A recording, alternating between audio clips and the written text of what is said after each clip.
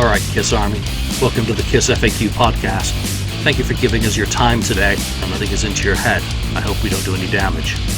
We hope that you enjoy.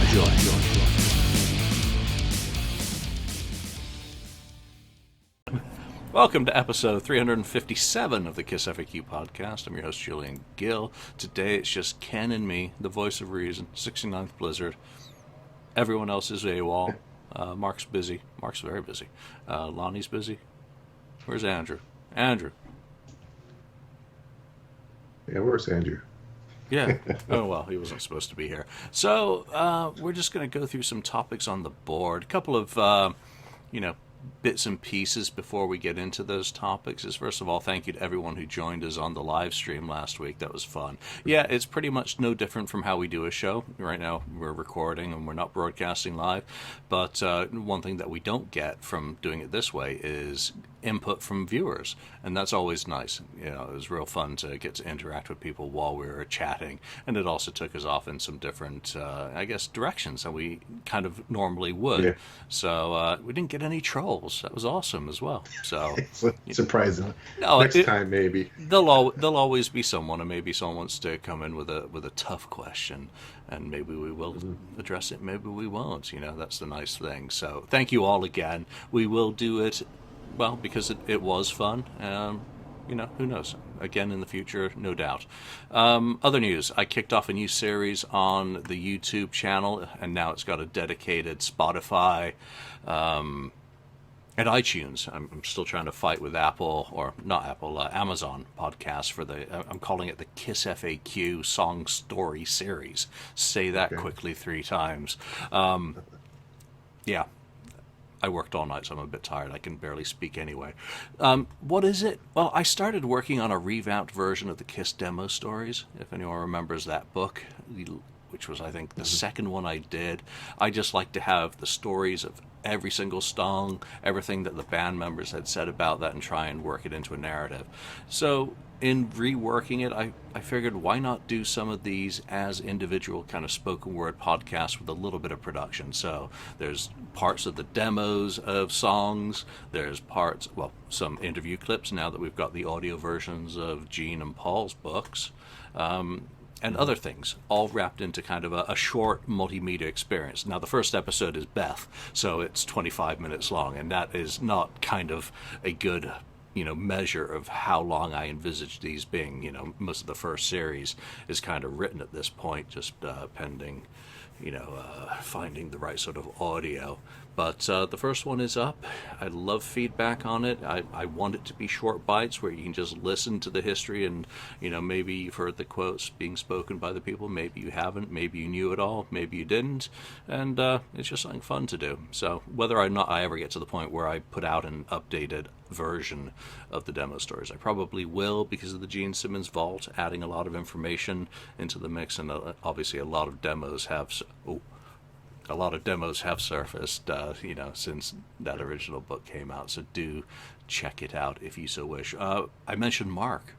So he's away, but I got mail, as did a lot of people I've seen on Facebook, their records. And this is, of course, his Project Gemini in the year 3073 Book 2 LP. But I did just want to show people what Mark does and what people who help Mark do.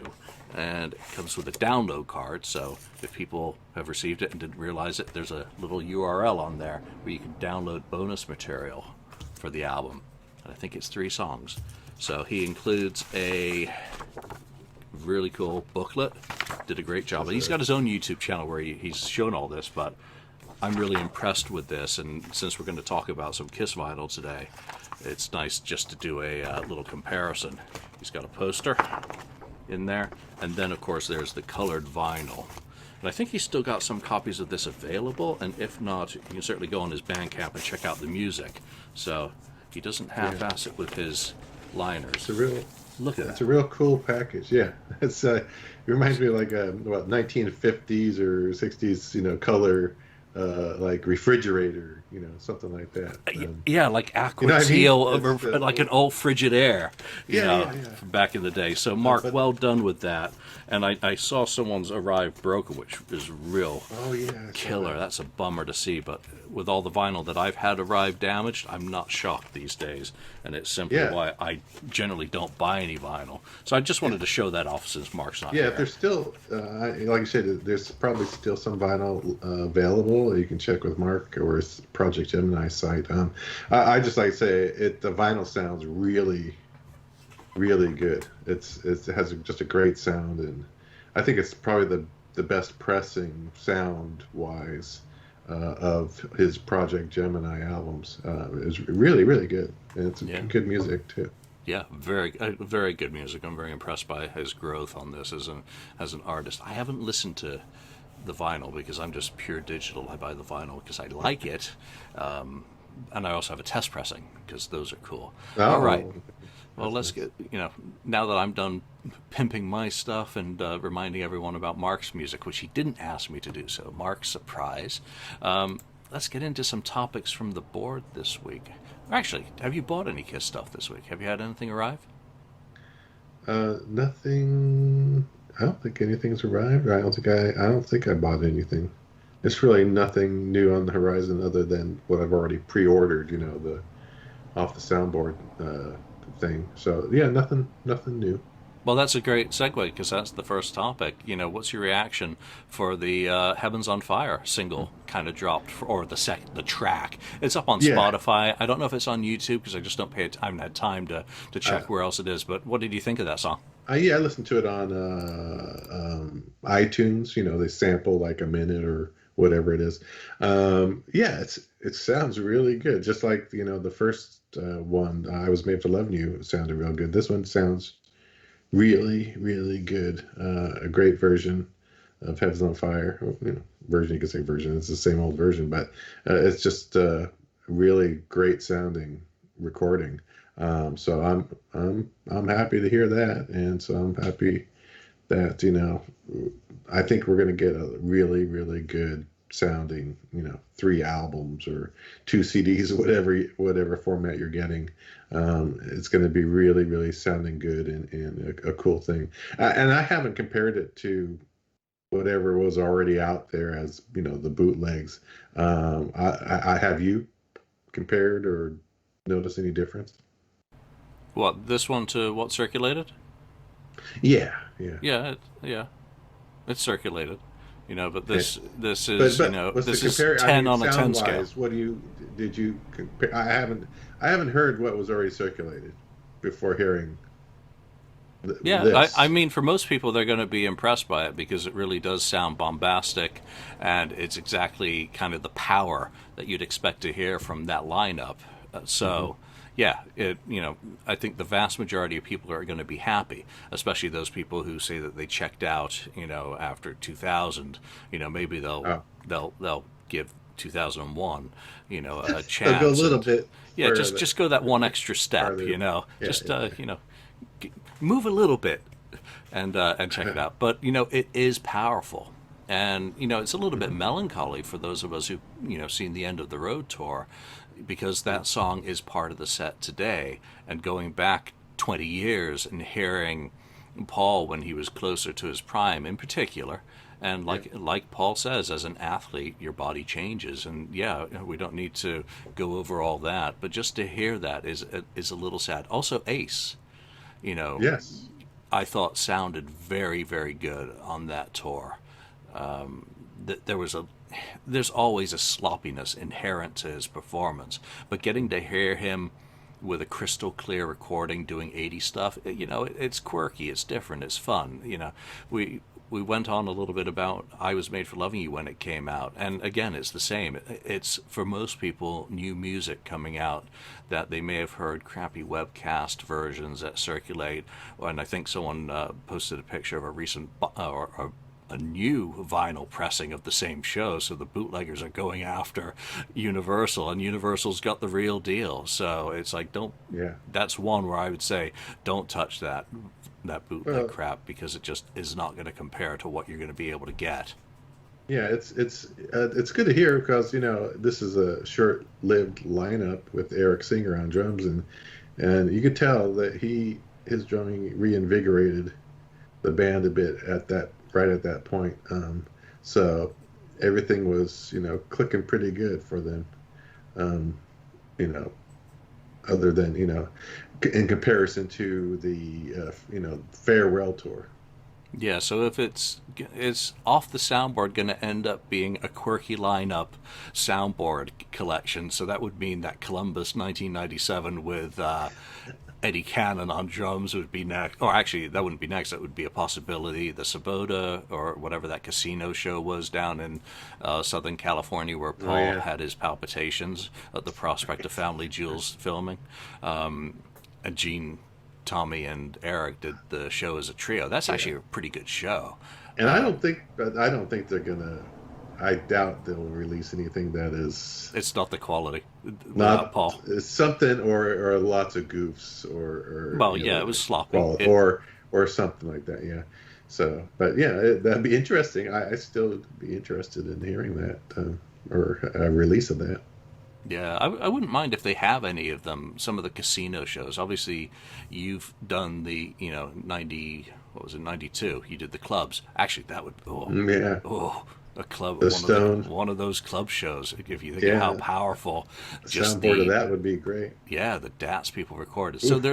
there's so many options. If you didn't know that Heavens on Fire is now available, go check it out on iTunes or Spotify or wherever. Someone's probably reposted it on YouTube by now anyway. So let's get into. I had originally put a reaction to the A&E biography ad, but since then it's kind of exploded into a little bit more of a topic when Kurt is, of course, one half of the team who did Kiss Alive Forever, allegedly. And I'm saying that because I did not see that post on Facebook myself. Well, apparently he posted on Facebook that Ace and Peter refused an insane amount of money to appear on this biography. So let's take it all as one chunk. The biography ad has aired now, and it's only 30 seconds. It's an ad, it's not a trailer. And that's one thing I really want to stress, that you can only get apart so much or get across so much information in 30 seconds versus, say, a 3-minute trailer. But Hmm. initial impressions on that, and then let's talk about Ace and Peter and Insanity. I think it's the actual trailer, or that's not a trailer, 30-second ad. Uh, I thought was okay. It seemed, I don't know, pretty standard. I was hoping they would throw something in there like we're gonna, see something we've never seen before, or something controversial to try to alert the viewer or who sees this as a commercial on A&E or wherever to kind of pull them in more. Um, there's nothing there other than your standard Kiss fare of stuff we normally see whenever they're promoting something Kiss wise, which is mostly the current lineup of Kiss. So I mean, yeah, they had little flashbacks to older stuff in that 30 seconds, but I would have wanted them something else to just grab that viewer's like, oh, you know what? I need to program my TiVo or whatever recorder to record that because that looks like, ooh, that might be interesting to check out. So I don't know. That's just how I look at it, at least from the 30-second ad. Do you want me to talk about the other part about No, the? I want to talk about the ad. Okay, start that. Yeah, I missed the hype. That they didn't hype that the ad was coming out. That they didn't try and drum up, True. Yeah, yeah, a yeah. little bit of excitement that, yeah, it's only a 30-second spot, but they didn't need to tell anyone that. They could have simply said that the debut of the new ad about A&E biography is coming Friday, 6 p.m., Friday. They could have had some fun Exactly. with trolling, troll some of the diehards, but Try to go also viral. work up a little bit of hype to get those tweets out. And they could have done single little sound bites of, a 2-second audio clip of Gene saying something or Paul saying something, and then it's all in the trailer. And so I don't think they drove excitement for this thing in a very meaningful manner with that. And again, when I saw it, it was still unlisted on YouTube. So it was simply because someone had found out the link, or it was maybe Ninja that it got circulated. But then you see this ad, and I was just like, how is that drumming up any excitement again for it? You have to get people excited that it's coming, that the ad is coming, and get them invested, repeat the date, repeat the time, repeat everything, and it just kind of ends with and Paul Stanley's living with a secret. I mean, for fuck's sake. Yeah, I know. That's.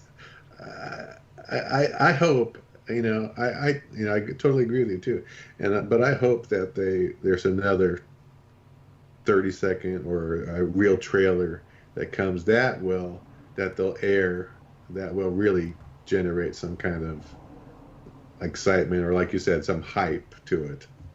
Well, there was nothing in there to generate hype. The footage, Yeah, I can understand them not wanting to give away if they've licensed footage.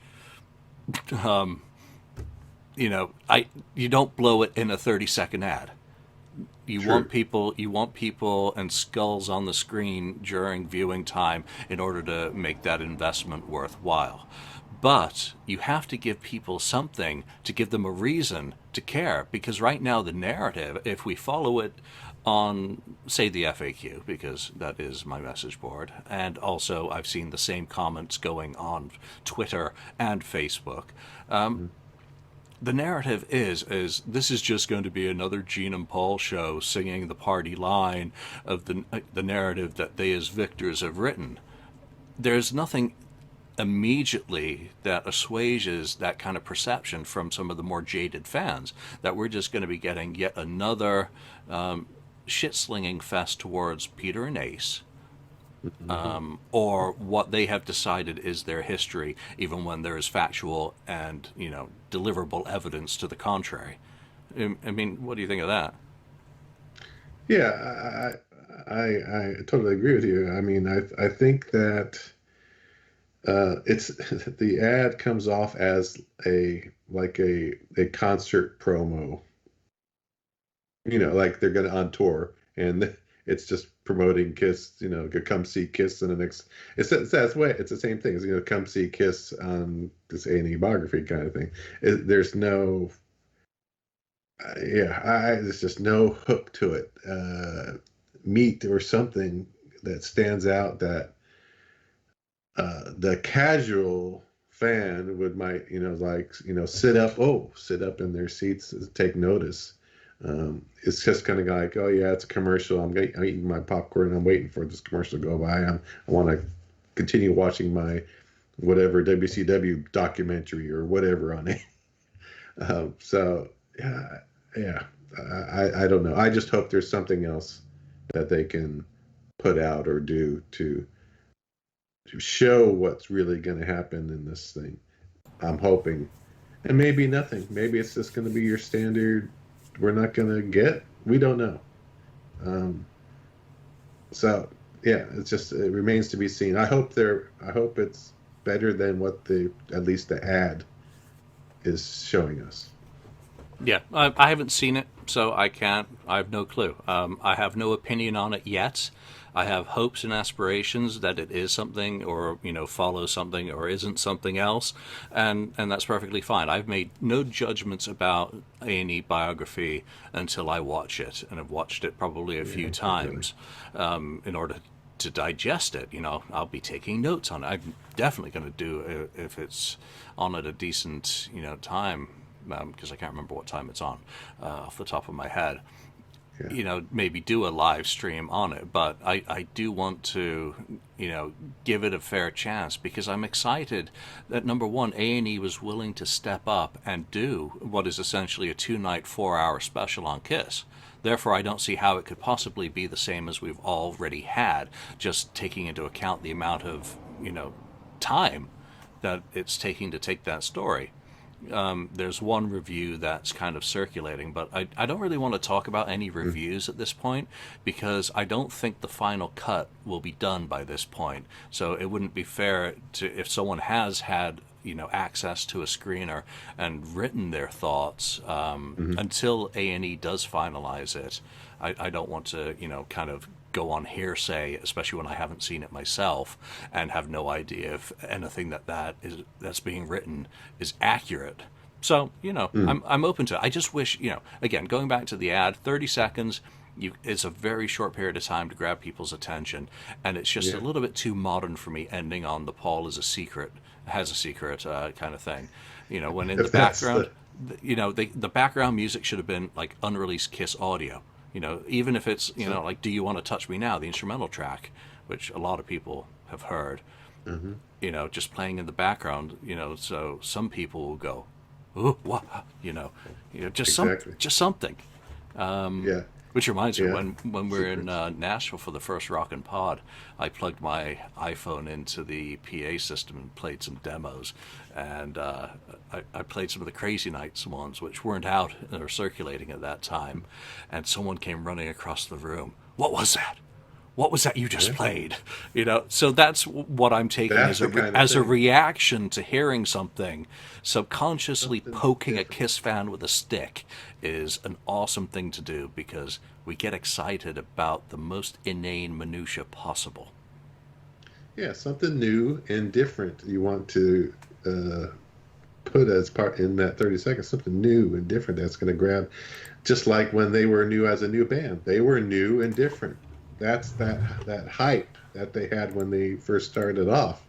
So if they could, reimagine that initial hype and do it the same way in their 30-second ad, that would be cool. I hope there's another ad or an updated ad or a trailer that kind of makes it seem a little bit more exciting. Right, so you said reflecting on the past, so that's another nice segue into a topic on the board today. And of course, Paul's been on Twitter reflecting on a bad review from 47 years ago today. And that is, of course, the legendary Patrick McDonald of the Seattle, where I even, pulled out the whole ad and posted it up there. And I'm trying to scroll down my own website and it's malfunctioning live while recording. Thanks a lot. Fire that guy. Oh wait, that's me. Let's see. I will get there. Maybe not. So it's the Seattle Times from May the 27th, 1974, and of course, the reviewer bashed the band. The line is what is the line? It is. About them not being around very long or something. Hope they're hope they're saving their money because they're not going to be around very long, and calls it music for morons. Ooh, that's brutal. Do you think Paul should let it go? I mean, he kind of tells the guy, I hope he's saving up his money, and the critic was with the Seattle Times until 2008. So he had and he was legendary for some of his snarkiness. He bashed a lot of bands. Yeah, there's a lot of critics back then that were like that. But someone had wrote, and I actually replied on this that post, this thread, where Paul probably should have said, "I'm glad to see some of our most vocal critics finally came around." And I said, "Yep, that's what I was thinking. The same thing." So yeah, I think he doesn't need to go and make a dig at the guy, even though the guy. It's just a review. You've probably had so many reviews like that in the 50-year, whatever, almost 50-year career, that it shouldn't even matter. But and just either blow it off or just say, yeah, but we had the last laugh, something like that. He doesn't have to say, I hope you saved your money, or whatever it is. So I just thought that he's got to let it go. Yeah, I I think think he he could laugh about it because obviously he does have or the laugh. last laugh. Because I did finally mount. I'm using a Mac, which is makes Control C, Control V very difficult. But here's a couple of parts. And we've read it before on the show, but since it's the anniversary and Paul's tweeting, the band's music is strictly on the moron level, being made up of a series of simple chords any child could learn and lyrics that are there because they rhyme. But who listens to this music? It's the Yeah. extreme loudness and the flash that counts, and a lot of the audience Saturday night went along with it and actually gave the band a standing ovation. I hope the four guys who make up the group, whose names don't matter, are putting away money for the future, in the near future, because Kiss won't be around long. Flash doesn't last. He's right about one thing. What? That It says whose names don't matter. True. As Kiss portrays themselves now, Paul's, Star Child. Kiss, Star Child, Demon, Space Ace or Space Man, and Catman. Spaces. So I'd rather have Space Ace. But anyway, yeah, uh, that's kind of he's partly right. But the music is all judgmental, where he's talking about the type of music they play. But again, we it's, the last laugh and all that stuff. We all know that Kiss no way would have lasted this long without having some decent music backing it up. You can put all the show on you want. If the music totally sucks, people are not going to buy it, and they're not going to go to the show. Exactly. And how many bad reviews have motivated me to watch something or listen to something? When I've read It's something true too. snarky and snarly, I'm like, oh, I got to check that out. Or if your Exactly. parents say that music sucks, well, come on, rock and roll is simple music. In Yeah. its essence, three-chord rock. It doesn't have to be yes to be good music. The Hmm. complexity of something is not a measure of its merit, which is, just as well for many things. But what I love is in January 1975, when the band returned to Seattle, they did another show, and Patrick reviewed them again. He says something else prophetic. What people will remember are the explosions, the dry ice smoke, the flashing lights, the leather and metal costumes, and the face makeup of the band members. So exactly like you pointed out, Yes. there's truth in what some of these critics were saying. The world is on fire. So, I think Paul really needs to take a look at the bigger picture of some of the things. It's great to focus in on, some of the comments. I'm sure a reviewer would regret calling, it moron level music and, stuff like that. But, let's not be so sensitive to it and, kind of judge it by modern standards where any sort of seasoning on your criticism is taken as turning it into hate. Kiss does have the last laugh, but I think Kiss does need to recognize that they say it themselves that they're characters who can be replaced. Well, then you're exactly what you have been suggested you were 47 years ago. So it's a good laugh. It's always fun to Yeah. revisit that crap. And again, Yeah. It I've is. done a full book of lots of these reviews, and as I found with the Aerosmith one, a lot of the same critics who were savaging Kiss in the early days were also savaging Steven Tyler as the bastard child of Carly Simon and Mick Okay. Jagger. So, I mean, the amount of times that It's, I've read I that, think I heard that one before. Yeah. Yeah. That's yeah. funny. It's funny, actually. Comical. So, Kiss, you're not alone. Critics hate everyone. All right, That's so right. let's move back into the kind of the Ace and Peter refusing an insane Mm-hmm. amount of money. What what did you think of that I guess the post number one Well, that was suggesting that just because there was an offer of money that they should have done it? It was my takeaway. What was yours? well, my take was, yeah, it sounds like, well, when they say insane in capital letters or whatever, I thought, well, that's what is, still is like, what is an insane amount of money? I wish they would have listed how much money they refused. That would have been kind of easier for us to determine, if it was they lowballed them, or if it was a real good money, is they must have had a good reason not to, um, sign the contract or whatever for the interview. I said that it's probably something. It's probably a good amount of money, but there might have been something in the contract where they're not allowed to disparage or say something derogatory or bad about another band member or something like that, where it's kind of not allowing them to speak freely or ace freely. Um, so I think it has. I can't. I don't know. Again, we don't know the amount of money, but it's all speculation right now. They refused a lot of money. I think if it was a lot of money, really a lot of money, they would take it and show up. But I'm saying I think it's not a whole lot of money. It wasn't worth it to them to do the interview based on the amount of money, and maybe because of the stipulation or the contract negotiation where they're not allowed to say something, or their Kiss and A&E is allowed to, just piecemeal their interview together to fit the narrative. I think I said something like that. Yeah, and I think all of that is very fair. The insane amount of money is a very subjective matter. What might be an insane amount to one person may be, not very impressive to another. And even in this industry, documentaries generally don't have very, very large budgets. Budgets, yeah. My first reaction to that was, okay, A&E offered them an insane amount of money and they turned it down.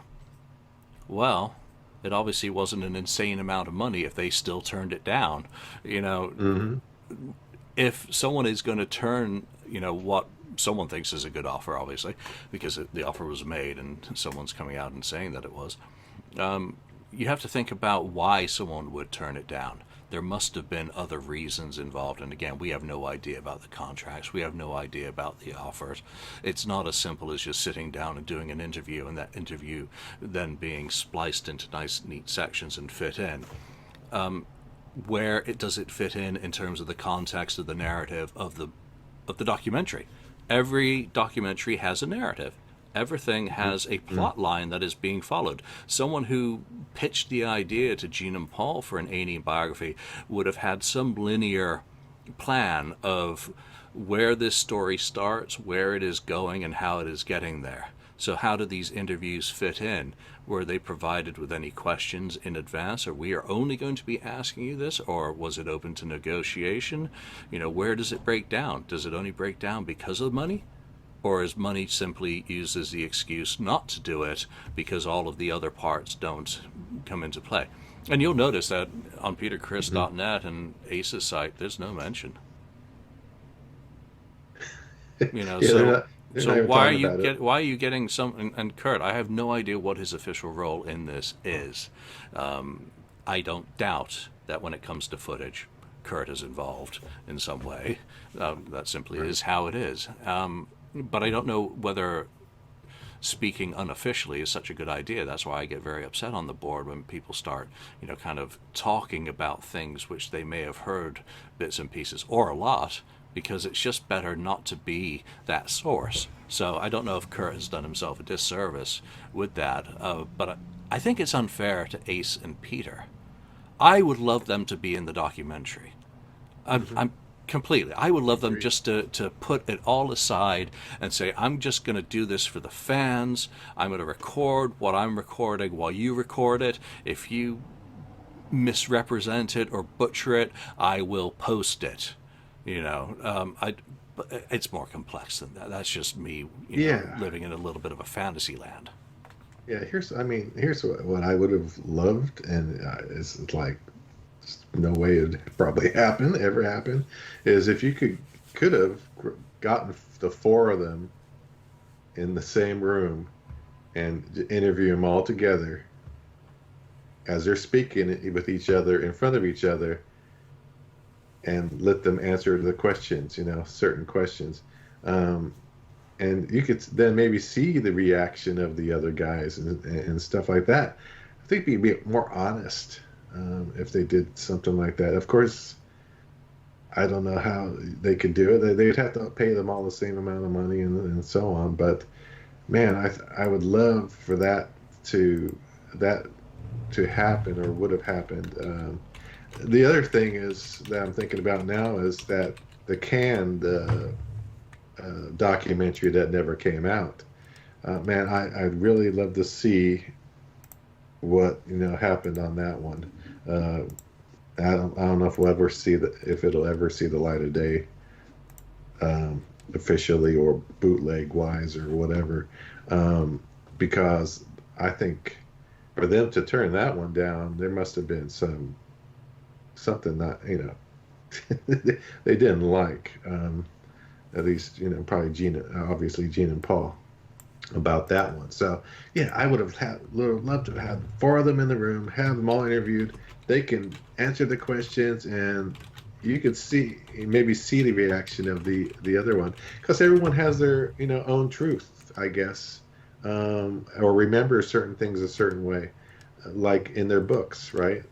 There's a story this maybe in Peter's book, and then Paul calls it differently in his. Everyone has their own little truth. It'd be interesting to have them in the room together and interview them that way as part of the whole documentary. But yeah, that'll never happen, unfortunately. Yeah, and have Eddie Trunk host it. Not James Corden. You're right. Right. That would really set them off. But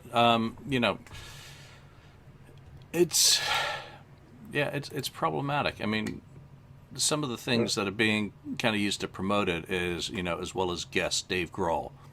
Really? We know, and Dave Grohl is so overexposed in rock and roll right now that he is. I love him, by the way, and I love the Foos. Yeah. And I love Nirvana. And Nirvana did a cover of "Do You Love Me?" And Dave Grohl didn't even play on it. So he wasn't the drummer on that. I have to fact check myself 100% on that. But Tom Morello, okay, he inducted them into the Hall of Fame. Yeah. He's a badass. But then you get Doc and Bob. Well, who else? I mean, you can have Joyce. That's the only person who's still there from the original management team. Or I know she's a little bit off radar these days, but how can you do a biography without Neil being represented or Bill being represented? That's going to have to all be archival. I like your idea of kind of round tabling it, or what was it? Will Smith's wife does, the red table or whatever it is. Get them all in a room, and you say, we're going to talk about, okay, the formation of KISS. What do you recall? Go around, and get each one of those perspectives live and in color for what they remember of that. Okay, recording a destroyer. Gene, what do you remember about trying to tune your bass and boot camp? Go, and then go around to the other ones, and then go, what do you think this band member did the best? Keep it positive. The problem is that dirt sells, that the negativity, the sniping, the back and forth is more popular than the minutiae built on fact. And getting these guys, maybe to say, what was your failing for KISS in the 1970s? Gene, girls, cake, Hollywood, or Paul, right. What do you perceive? Get them to be objective about themselves and their roles within the band, and keep it based on that perspective rather than saying, how did Ace and Peter screw it all up? Which, the partying, that had issues, but you know what? It took those four to make the magic originally. So yes. I don't know. Again, I got to keep an open mind on this because I haven't seen it, and I would love to know about Alan Parker's documentary. Yes. What was it about that went so wrong?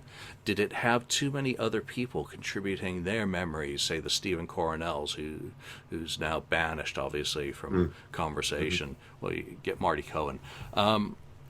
Did it have too many other people sticking their oars in and it distilling where the brilliance lies at the center? The two who survived the longest. Well, you know the thing about the round table thing that you said. What's good about that, and if they had done it, is sometimes they ask one person the question, what do you remember of this? Like you said, the forming a kiss. You ask Peter that, and he says something to and then it'll spark a memory in another member, like, oh, I forgot about that, and then they think of something else that adds on to that. Those are the type of things that can be brought up. Someone remembers certain things from their history, and then it triggers something on another one of the other members' brains, and you get some other great stories and information out of that. So yeah, it's sad that that can happen that way. So Yeah, and not all of Ace's memories are going to come back from him being clean and sober now, because those memories are simply gone. But maybe what will be a possibility, and one of those Kiss fan promoters who want to make a buck can come up with a way to do it, is, bullet point the parts of the biography, the whole thing, that piss off fans the most. That they feel that Ace and Peter are hard done by, and find some way to get those guys on a Zoom call or in person at an event to go through those bullet points and get their reactions. Oh, Gene hmm said this, and Peter's like, ah, Ace is, ah, that would right, actually be fun to have. You know how you've got the, what is it, the State of the Union speech, and then the other party comes in and gives their State of the Union yes, response right, speech, the response. which I did say in a completely nonpartisan manner, so don't get pissed off. Why not have that? That the other hmm parties who aren't there give their response to the A&E biography. Then you get two biographies out of one. They can go by it. It wouldn't probably be a 2-day event, but there you go. We'll Yeah, see. yeah, we'll see. We'll see soon, and like I said, the we'll get a lot of response, I'm sure, on the board the next day, after each episode. So the very directed by DJ Viola.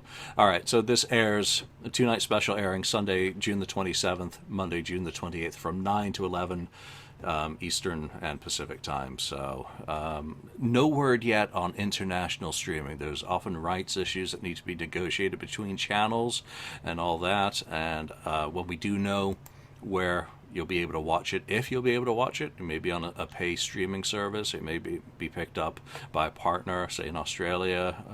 One would hope, with them touring there, that the Aussies are going to get to enjoy it, since they just got locked down again today in Melbourne. Mm. Need some entertainment. So we'll let you know, or check the FAQ, check Kiss Online, obviously, and keep an eye out on Facebook and any of the groups. All right, let's move on. So, Yeah. going from one insanity to the next, Vinnie Vincent, Kiss live auctions. They had a Neil Davis, Mm. who is a promoter. He does some of the cruise events and tribute band and other things. He called Vinny live during the auctions, and it was very interesting. It was about 15 minutes of Vinny giving his plans. What was your take on that? I put some audio up of that, and then Mike Brun shared it as well. I at least cleaned mine up first before sharing it. Yeah, I listened to the interview, and it just seemed to me like a lot more uh, promises. I mean, he has a lot of hype. Kiss could learn some some things from Vinny. He hypes his future, but unfortunately, in the past, he said he's going to do things, and they never seem to happen. It sounds like maybe has a band, but he calls it a team, that sort of thing. And then something about, well, I don't know if it was 12 to 18 months, something about new music, releasing some music, stuff like that. I can't believe it anymore. I just can't believe what he's saying, because these things just never seem to happen. Like the box sets, giving those out, 2 copies out to those people that never received their initial orders, back when that happened. So Wait, did you I see just initial orders or initial hoarders? orders. Yeah, it meant both. um, so it just seems to me that it's just more promises that may not, or most likely not happen. You know, surprise us, Vinny, and release something. That'd be nice. But it's not looking good. I think he said something about demos, the stuff that's out there in demo form. He has the real, finished product of things. So if that's true, okay, yeah, just put it out. I don't know why it takes that long to put that stuff out. Yeah, for all of his promises, that's all they are, farts in the wind.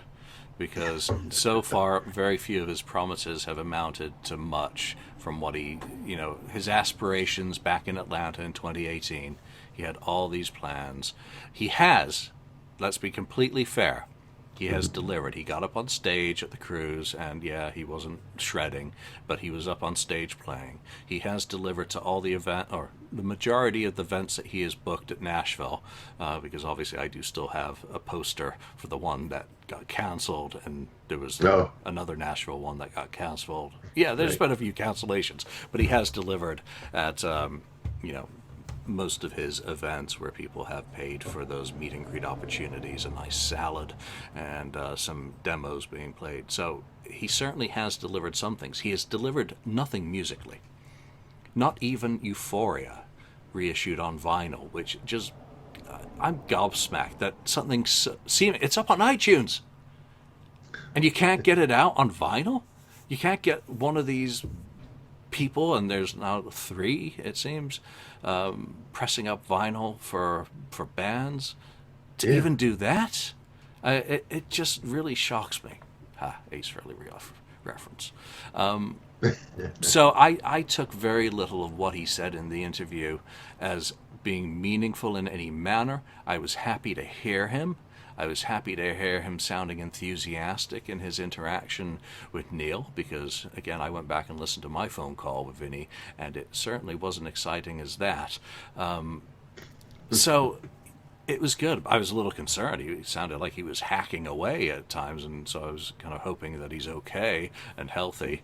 But he seemed happy. He seemed enthusiastic, and that's the only positive takeaway that I take out of that phone call. I'm not going to call it an interview, because it was really just public announcement, facilitation. It's very cool that he was willing to do that. Let's put it that way. Very cool that he was going to go on a live auction and allow something live and, well, definitely scripted or within parameters to be broadcast. So there's hope. And and no one had to pay for it, which is even better. So it's good promotion for the Kiss Live auctions, and it's good promotion for Vinny. Doesn't he have a sold out event this weekend? I think he does have something. I know they announced something else too about one of those other conventions that he showed up to a couple of times. I don't know, it was a Monster or something. Yeah, something he's got Chiller announced now as well. So it's autograph sessions. It's all good. I mean, come on. I don't expect to see him with a band. I don't expect to see him on tour. I, in the very least, would settle for a little bit of music. Yeah. Not. Seems the simplest to do. I think most people would settle for a box set that they're owed, and it'd be really nice if one of these people who does interview him would actually say, "What happened to the box set promise from Atlanta? What's going on with your box?" Well, maybe not in those phrases, because that's a little rude. What is going on? I mean, yeah, you risk losing access, but ask the question, about the box set. You don't have to phrase it confrontationally. Say, hey, Vinny, you spoke about a lot of these ideas in Atlanta. How has the time in between changed? But call him on some of the things he has announced that haven't come to fruition, and just see where he's going. So anyway, good job for getting him on the phone and having it broadcast, and good job, Mike, getting permission to share the audio as well. Very cool for everyone who wasn't able to be there to actually get to hear it. So well done. Yep. That's of course Mike Brunn's YouTube channel. Check it out. A lot of good interviews and other material there. All right, you want to go with one more before we wrap? One more. Do you want to pick one of the leftovers? One of the leftovers. Go on, Ken. Have it, the scraps. Oh, I think there were the one about Kiss, the Carrie Stevens book about. There's something out of there about um, Kiss pressuring or threatening Eric to quit, um, and I think from what I remember reading on that, it said something about Paul, according to Carrie, of course. Paul was calling in the middle of the night or something like that. Sound like asking him, I don't know, asking him to quit or something like that. Um, and part of that is I don't know if it's true. I don't know why she would lie about something like that, but yeah, I know Paul and Eric did not. They weren't getting along for the couple of years there, and maybe it, Paul saw opportunity with Eric being sick to to say, hey, you need to probably quit the band or something, or else we might pull the plug or whatever. Um, and I think I wrote something on there about I think I know I think it's probably Paul's idea. I think Gene just kind of fell in line with whatever Paul came up with.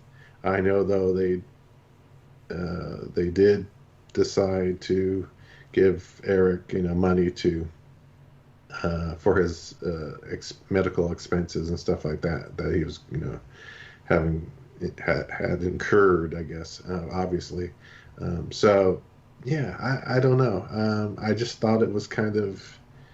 I hope it's not true, but I don't see why Carrie would, you know, say untruths about that. Yeah, I've met Carrie once, and she burst into tears. Sorry, Carrie. Um, she's a Hmm. sweetheart. She's a sweetheart. She is a very sweet lady. And I was only having her sign a guitar, by the way. I have not read her book, and this is, so I it's haven't. secondhand. I still have it. It's in my stack of books to read, and I'm just so busy at the moment with my own book that I haven't had a chance to read it. But it basically suggests that Paul often called Eric's home late at night, waking us up, pressuring him to resign. They didn't want Kiss to look bad for firing a sick guy. And yeah, and then apparently Jesse was threatening to take away his insurance and whatnot. I think all of them have admitted that things could have been handled better. We know that things True. were in a difficult position between Paul and Eric in particular.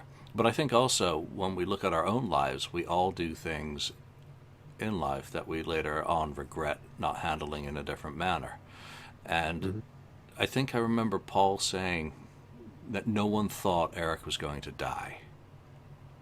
And that always kind of strikes me just with the way he said it.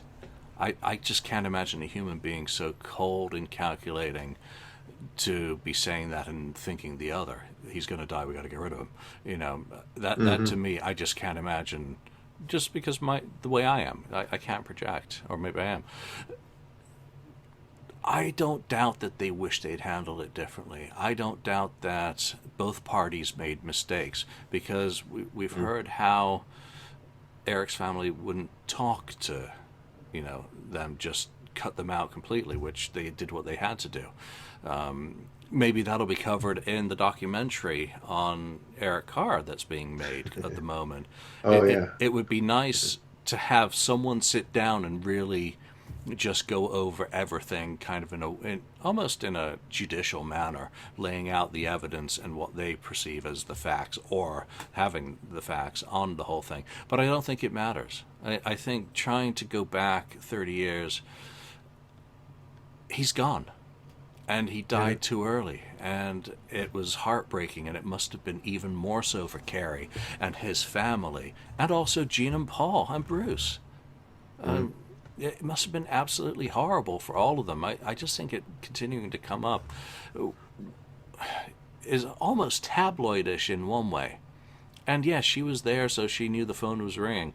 But I don't know if the phone was on speakerphone, if she knew the whole conversations. And again, it's, now 30 years ago. So how much, was she really first-hand knowledge versus Eric repeating what he had heard on the phone, and then who knows? So I don't know. I can't balance it. I don't even want to weigh it. I think it's just, again, a very sad thing, and I think we all do get to the point where we regret something, wish we could handle it different, and maybe not. There are, of course, it's a business.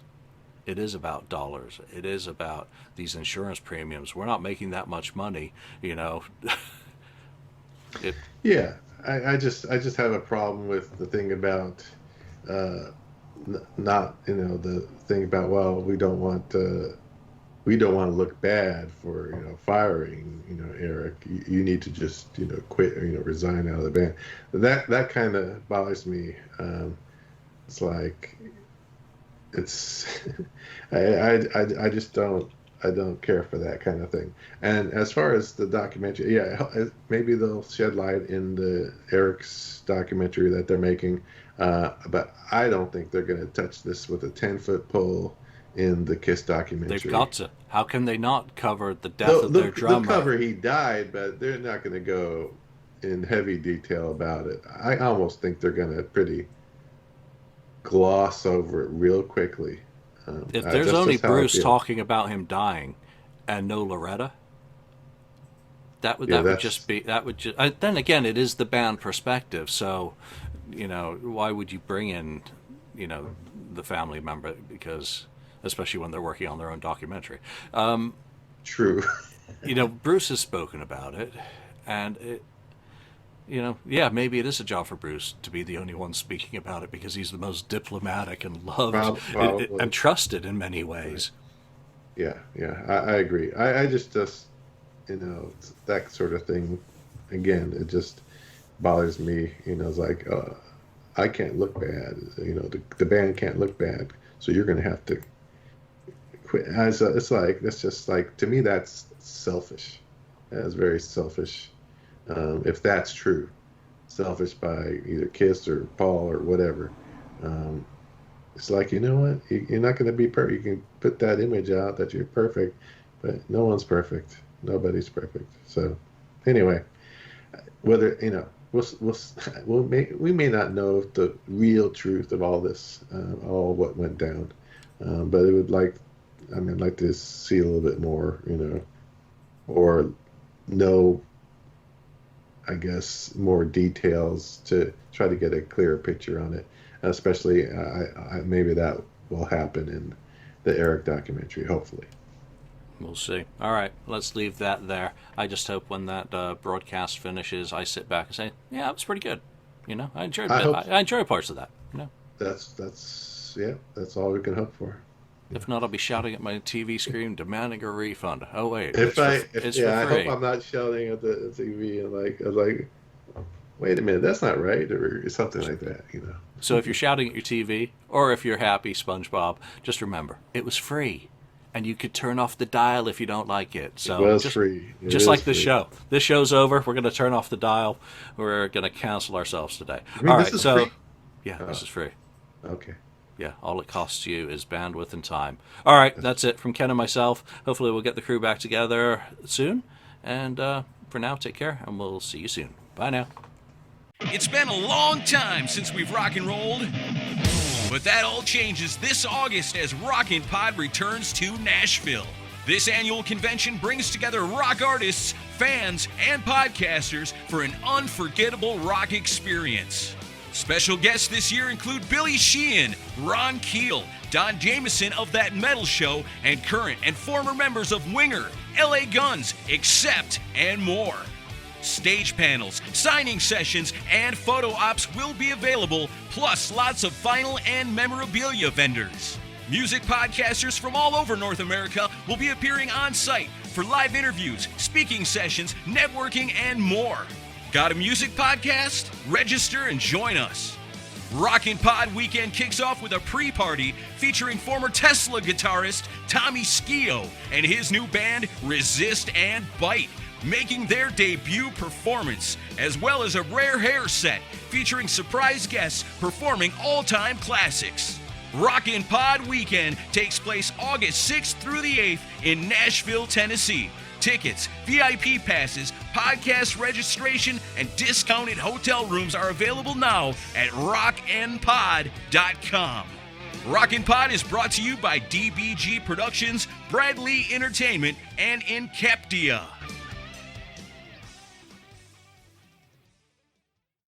Thank you for spending time listening to the KissFAQ podcast today.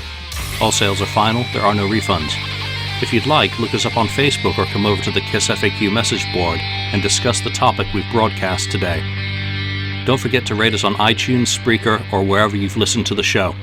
We hope you'll join us again.